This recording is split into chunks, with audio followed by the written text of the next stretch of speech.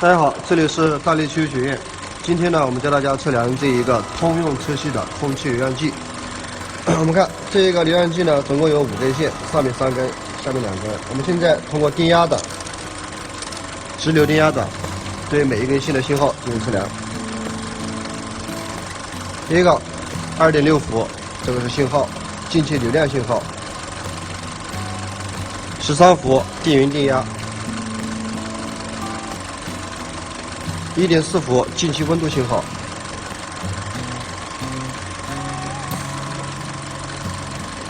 ，0.07伏负极线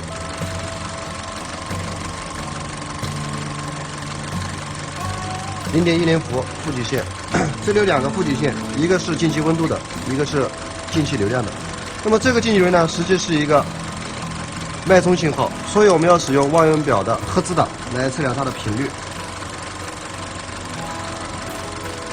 我们看到现在是1948赫兹，那么正常的标准值应该是怠速的时候1700赫兹。现在这个车是一个故障车辆。好，谢谢大家。大家好，今天我教大家测量这个3线式的空调压力传感器。那么3线式的空调压力传感器呢，有一组电源5伏，也就是有一个正极和一个负极，另外一个为信号线。那么对每一根线进行测量。先把望远表的黑表棒接负极，然后测量第一根线5伏，好，这个是电源。第二个1.18伏，这个是信号。那么第3个呢，正极负极肯定是正常的，接正极，好，负极正常的。那么这个1.18伏的信号电压。这个信号电压正常值从0.7伏开始，空调就能正常启动。一般的在1伏多一点。那么打开空调过后，空调压力上升，那么信号电压呢应该也随之上升。大家好，这里是大力汽修学院。今天呢，我们教大家测试这个发电机如何判断它是坏的还是好的。那么最常规的手法是测量电平电压，来打启动，使用望远表的20伏直流档测量电平两端的电压。发电机好的情况下，电压不应该低于13.7伏。那么现在是14.35伏，说明发电正常。